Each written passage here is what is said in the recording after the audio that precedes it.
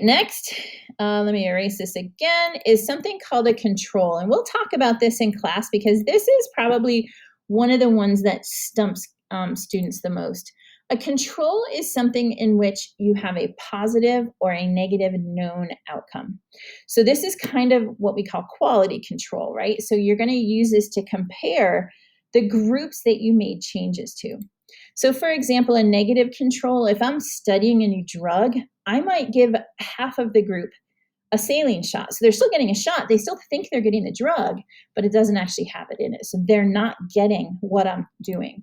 A positive control, well, those are experimental groups. So those are the groups that are getting it.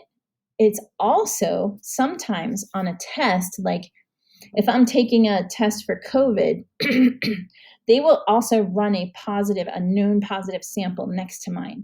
Because if that one doesn't come up positive, then they can't trust their results. They're always used for comparison. Here's the example of the test I was telling you.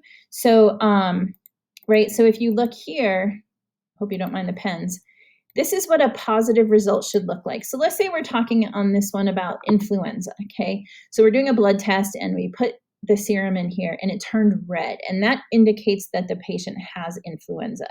Here's a negative result, it should not turn red. And here's my patient sample. So you automatically know, since these are equal, my patient is negative for flu. However, what if my positive sample did not turn red? If that were the case, and this was also not turning red, I still could not trust those results because my test didn't work. So we'll talk more about that in class for sure. All right. Like I said before, this is just reminding you, if your controls are not what you expect, you cannot trust your results. Okay, so we'll go into that more in detail when we're designing our experiments. The last one I want you to know is called a constant or controlled with an ED at the end. So it's different from a control versus controlled. I like to call them constant variables because it helps kind of keep it separate, I guess you could say. Oops. These are variables that you're going to keep the same for every group, right? And so think about our plant example, okay? We changed the amount of fertilizer, if you remember. Okay, so we changed how much fertilizer each plant was getting. But there are some things that still could affect plant growth, and we want to keep those the same for every group so that they don't affect the outcome. I want you to pause, kind of think about some things, and then come on back. Okay, so I asked you to think about some constant variables. Some good ones would be amount of light. It could be type of light. It might be how much water they get besides the fertilizer. It could be the age of the plant, right? You want to use the same species of plant. You want it in the same container with the same amount of soil. So it is through the constant variables that the artistry of designing experiments really comes about. Because the more that you can control for, the stronger your experiment will be.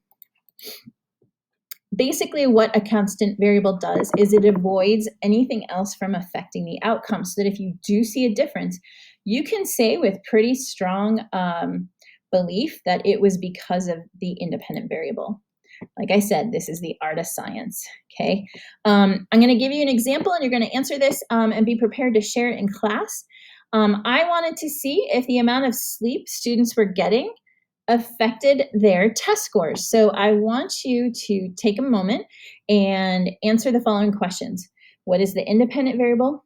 What is the dependent variable? Is there a control? If there is it positive or negative?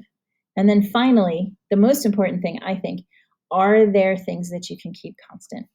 So that's it for today. Hope you guys have a fantastic night, and I will see you guys in class.